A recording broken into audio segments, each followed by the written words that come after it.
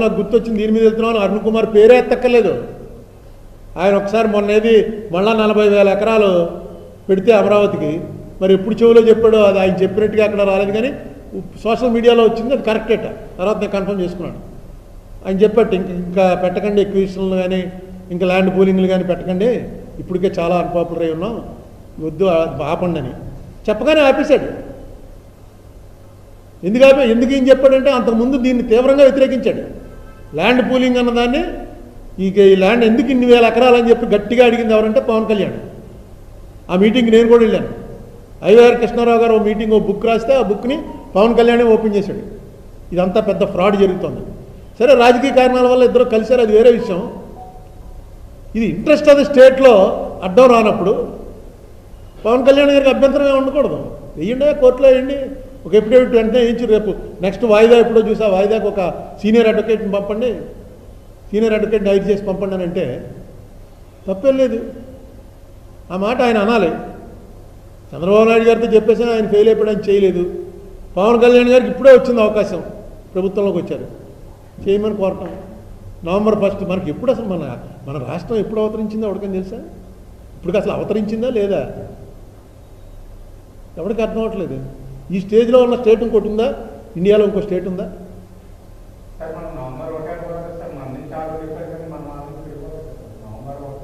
మన నుంచి వాళ్ళు విడిపోయారా, వాళ్ళు మన నుంచి విడిపోయారా అనడానికి ఎవరి దగ్గర ఉండిపోయింది మొత్తం?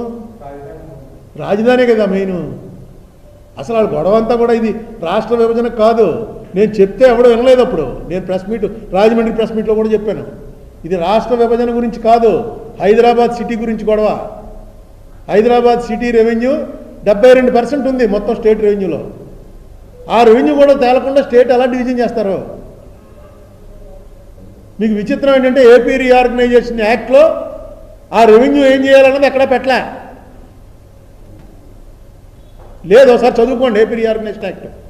మెయిన్ ఇష్యూ క్యాపిటల్గా ఉన్నటువంటి చోట వచ్చేటువంటి రెవెన్యూని ఏం చేయాలి అని ఎక్కడ పెట్టలేదు. ఆంధ్ర ఏర్పడింది, ఆడిని పిలుస్తున్నాం, ఈయన్ని పిలుస్తున్నాం, ప్రపంచంలో వాళ్ళందరూ వచ్చి క్యూ కట్టేశారు, ఏ దేశం వెళ్తే ఆ దేశం నా మీద పడిపోతున్నారు, మీ ఊర్లో పెడతాను, మీ ఊర్లో ఫ్యాక్టరీ పెడతాను అని రోజు ప్రచారం హోరెత్తించేస్తున్నారు. చంద్రబాబు నాయుడు గారి హెరిటేజ్ ఆఫీస్ ఎక్కడుంది? జగన్మోహన్ రెడ్డి గారి సాక్షి ఆఫీస్ కానీ భారతీయ సిమెంట్స్ ఆఫీస్ కానీ ఎక్కడుంది? 11 ఏళ్ళు అయిపోయింది, 12 ఏళ్ళు అయిపోయింది రాష్ట్రం విడిపోయి. మీ ఆఫీసులు తెచ్చి విజయవాడలో పెట్టుకోవచ్చుగా. పెట్టుకుంటే మీరు కట్టే కార్పొరేట్ ట్యాక్స్లో ఆ షేర్ ఆంధ్రప్రదేశ్కి వస్తుంది కదా. కార్పొరేట్ ట్యాక్స్లో ఎక్కడైతే కడుతున్నారో ఆ రాష్ట్రానికి వెళ్తుంది ఆ షేరు. అవి రారు ఇక్కడికి. వస్తారంటే వాళ్ళ దగ్గర ఎగ్జిక్యూటివ్ వాళ్ళు అందరూ మానేస్తారు. మేము హైదరాబాద్లో ఉంటాం కానీ ఎక్కడ మీరు తీసుకెళ్ళి ఎక్కడ విజయవాడ, గుంటూరు ఆ తుప్పల్లో పెట్టారంటే మేము రావండి, ఆ మధ్యలో ఆ క్యాపిటల్ అమరావతి అన్నారు, అక్కడ ఏమీ లేదు, మేము రావండి అని పోతారు. అందుకే రావడానికి పెట్టట్లేదు. మీరే రాకుండా బయట నుంచి పెద్ద పెద్దవాళ్ళు ఎవరో వాళ్ళు వస్తారు, వీళ్ళు వస్తారంటే ఎందుకు వస్తారు? మీరు అట్లీస్ట్ ఆ ఆఫీస్, మెయిన్ ఆఫీస్ అక్కడ పెట్టండి. ఇది నేను ఎప్పటి నుంచి మొత్తుకుంటున్నాను. నేను ఎందుకు రాజమండ్రిలోనే ప్రెస్ మీట్ పెడతానంటే మీ అందరికీ తెలుసు మనం ఇలా మొత్తుకుంటూనే ఉంటాం మనం అని. మిగతా చోటుకి వెళ్తే విచిత్రంగా కొత్తగా అడిగినట్టు అడుగుతారు. ఎవడో వస్తాడని అంతా ఉత్తి మాయండి. ఇక్కడ ఏదో ఉండాలి, స్పెషల్ కేటగిరీ స్టేటస్ ఇచ్చి ట్యాక్స్ ఇన్సెంటివ్స్ ఇస్తే అప్పుడు ఎవడన్నా వస్తాడు ఇక్కడికి. లేకపోతే ఇక్కడికి రావడానికి అవకాశం ఏంటి, అవసరం ఏంటి? ఇప్పుడు వైజాగ్లో ఏదో వస్తుంది అంటున్నారు, గూగుల్ దాని మీద ఒకసారి చూడండి ఎందుకు వస్తుంది ఇక్కడని. ఈ చుట్టుపక్కల మిగతా దేశాల వాళ్ళందరూ ఒప్పుకోలేదు. ఒప్పుకోకపోతే ఈ ఆదాని అన్నది ఎప్పటి నుంచో ట్రై చేస్తున్నాడు. ఆదానికి గూగుల్కి జరిగింది, వస్తున్నారు. సరే, రావడం వల్ల ఎంప్లాయ్మెంట్ వస్తుందో ఇంకోటి వస్తుందో అది వేరే విషయం. గూగుల్ పోర్ట్లు కట్టడం అనేది తీసుకొచ్చి తెలంగాణలో పెట్టండి అంటే ఎవడైనా వెళ్తాడా? పోర్ట్ కట్టాలంటే సముద్రం ఉండాలి, సముద్రం ఉన్న చోటకే వస్తారు. అలాగే తెలంగాణలో ఉన్న అడ్వాంటేజెస్ తెలంగాణకు ఉన్నాయి, అక్కడికి వెళ్ళేవన్నీ అక్కడికి వెళ్తున్నాయి. ఏ వ్యాపారస్తుడైనా వచ్చి ఇక్కడ వ్యాపారం పెట్టాలంటే వాడికి లాభం వస్తే పెడతాడు తప్ప మన ప్రచారానికి లోబడి ఏవి రాబో. మనకన్నా ఎక్కువ తెలుసు వాళ్ళకి. వాళ్ళ సర్వేలు వాళ్ళు చేయించుకుంటారు, చేయించుకుని వాళ్ళు దాన్ని బట్టే వెళ్తారు. మనం ఏదో ప్రచారం వాడు వచ్చాడు వీడు వచ్చాడు అంటే కేవలం మన కోసం జనం చూసి ఆహా చాలా బాగుంది వచ్చేస్తుంది అనుకోవడానికి తప్ప దీనివల్ల పెద్దగా మార్పు జరిగేది ఏముండదు. మీరు ఇప్పుడు ఆ స్పెషల్ కేటగిరీ స్టేటస్ అనేది ఏముందో గత 10 ఏళ్ళుగా లెక్కలు చూపించి తీసుకురండి. గత 10 ఏళ్ళుగా మన రెవెన్యూ ఎలా ఉండేది? రెవెన్యూ పడిపోలేదు, బ్రహ్మాండంగా ఉందంటారు. ఇంకేం చేస్తాం? నిన్న 100 రూపాయలు వచ్చిందండి, ఇవాళ 150 రూపాయలు వచ్చింది, ఇంతకన్నా ఏం కావాలని? అది కాదు లెక్క. బాగా బ్యాడ్ స్టేట్ అనుకున్నటువంటి బీహార్లో నిన్న 100 రూపాయలు వచ్చేది 200 అయింది. ఆంధ్రప్రదేశ్లో మాత్రం 100, 150 అయింది. ఈ కంపారిటివ్ స్టేట్మెంట్ చూపించాలి. తెలంగాణ, ఆంధ్ర కలిసి ఉన్నప్పుడు ఎలా ఉండేది రెవెన్యూ, విడిపోయిన తర్వాత ఎలా ఉంది? మాకన్నా చిన్న రాష్ట్రాలు, వెనకబడిన రాష్ట్రాలు మాకన్నా పైకి ఎలా వచ్చేస్తున్నాయి? మాకు చిన్న క్వశ్చన్ ఇస్తామన్నారు. 5 ఏళ్ళకని చెప్పి పార్లమెంట్లో ప్రధానమంత్రి గారు ప్రామిస్ చేశాడు. నాకు గుర్తొచ్చింది, దీని మీద వెళ్తున్నాను. అరుణ్ కుమార్ పేరే ఎత్తక్కర్లేదు. ఆయన ఒకసారి మొన్నేది మళ్ళా 40,000 ఎకరాలు పెడితే అమరావతికి, మరి ఎప్పుడు చెవులో చెప్పాడో అది ఆయన చెప్పినట్టుగా అక్కడ రాలేదు, కానీ సోషల్ మీడియాలో వచ్చింది. అది కరెక్టేట. తర్వాత నేను కన్ఫర్మ్ చేసుకున్నాను. ఆయన చెప్పట్టు ఇంకా పెట్టకండి, ఎక్విజిషన్లు కానీ ఇంకా ల్యాండ్ పూలింగ్లు కానీ పెట్టకండి, ఇప్పటికే చాలా అన్పాపులర్ అయి ఉన్నాం, వద్దు ఆపండి అని చెప్పగానే ఆపేశాడు. ఎందుకు ఏం చెప్పాడంటే అంతకుముందు దీన్ని తీవ్రంగా వ్యతిరేకించాడు. ల్యాండ్ పూలింగ్ అన్నదాన్ని, ఈ ల్యాండ్ ఎందుకు 2,000 ఎకరాలని చెప్పి గట్టిగా అడిగింది ఎవరంటే పవన్ కళ్యాణ్. ఆ మీటింగ్కి నేను కూడా వెళ్ళాను. ఐవైఆర్ కృష్ణారావు గారు ఓ మీటింగ్, ఓ బుక్ రాస్తే ఆ బుక్ని పవన్ కళ్యాణే ఓపెన్ చేశాడు. ఇదంతా పెద్ద ఫ్రాడ్ జరుగుతుంది. సరే, రాజకీయ కారణాల వల్ల ఇద్దరు కలిశారు, అది వేరే విషయం. ఇది ఇంట్రెస్ట్ ఆఫ్ ది స్టేట్లో అడ్డం రానప్పుడు పవన్ కళ్యాణ్ గారికి అభ్యంతరమే ఉండకూడదు. వెయ్యండి, కోర్టులో వేయండి, ఒక ఎఫిడేవిట్ వెంటనే వేయించి రేపు నెక్స్ట్ వాయిదా ఎప్పుడో చూసా, వాయిదాకు ఒక సీనియర్ అడ్వకేట్ని పంపండి, సీనియర్ అడ్వకేట్ని హైర్ చేసి పంపండి అని అంటే తప్పేం లేదు. ఆ మాట ఆయన అనాలి. చంద్రబాబు నాయుడు గారితో చెప్పేసి ఆయన ఫెయిల్ అయిపోయి ఆయన చేయలేదు. పవన్ కళ్యాణ్ గారికి ఇప్పుడే వచ్చింది అవకాశం, ప్రభుత్వంలోకి వచ్చారు, చేయమని కోరటం. November 1 మనకి ఎప్పుడు అసలు మన రాష్ట్రం ఎప్పుడు అవతరించిందో ఎవరికైనా తెలుసా? ఇప్పుడు అసలు అవతరించిందా లేదా ఎవరికి అర్థం అవ్వట్లేదు. ఈ స్టేజ్లో ఉన్న స్టేట్ ఇంకోటి ఉందా? ఇండియాలో ఇంకో స్టేట్ ఉందా?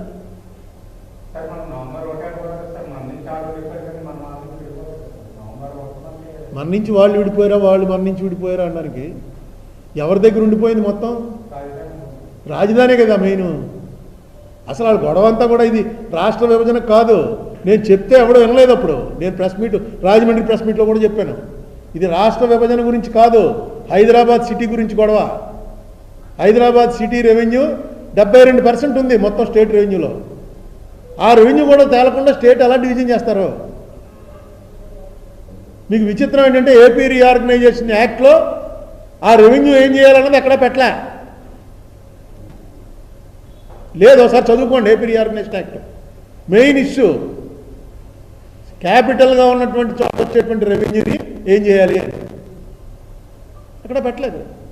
ఆంధ్ర ఏర్పడింది, ఆడిని పిలుస్తున్నాం, ఈయన్ని పిలుస్తున్నాం, ప్రపంచంలో వాళ్ళందరూ వచ్చి క్యూ కట్టేశారు, ఏ దేశం వెళ్తే ఆ దేశం నా మీద పడిపోతున్నారు, మీ ఊర్లో పెడతాను, మీ ఊర్లో ఫ్యాక్టరీ పెడతాను అని రోజు ప్రచారం ఓరెత్తించేస్తున్నారు.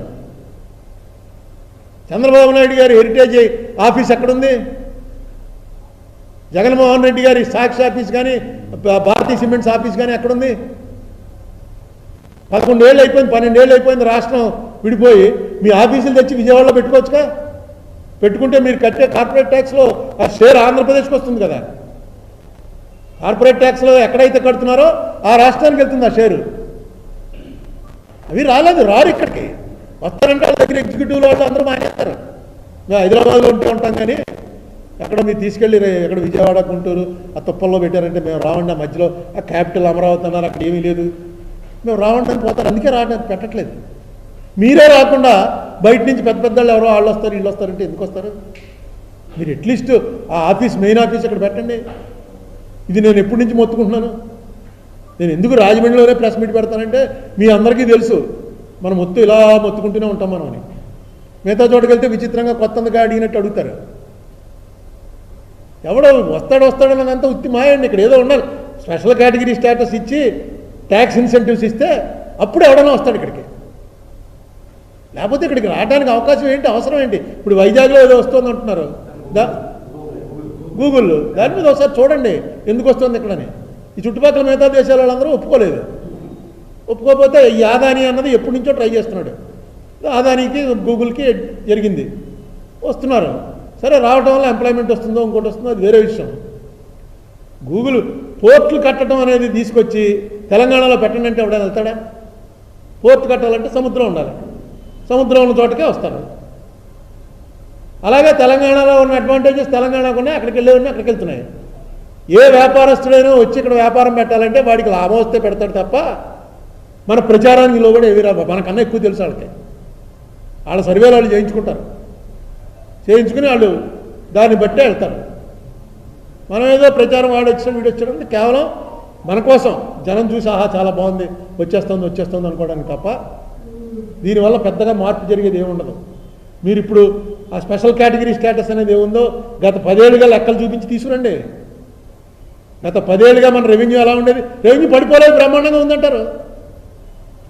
ఇంకేం చేస్తాం? నిన్న 100 రూపాయలు వచ్చిందండి, ఇవాళ 150 రూపాయలు వచ్చింది, ఇంతకన్నా ఏం కావాలని. అది కాదు లెక్క. బాగా బ్యాడ్ స్టేట్ అనుకున్నటువంటి బీహార్లో నిన్న 100 రూపాయలు వచ్చేది 200 అయింది. ఆంధ్రప్రదేశ్లో మాత్రం 100, 150 అయింది. ఈ కంపారిటివ్ స్టేట్మెంట్ చూపించాలి. తెలంగాణ ఆంధ్ర కలిసి ఉన్నప్పుడు ఎలా ఉండేది రెవెన్యూ, విడిపోయిన తర్వాత ఎలా ఉంది? మాకన్నా చిన్న రాష్ట్రాలు, వెనకబడిన రాష్ట్రాలు మాకన్నా పైకి ఎలా వచ్చేస్తున్నాయి? మాకు చిన్న క్వశ్చన్ ఇస్తామన్నారు.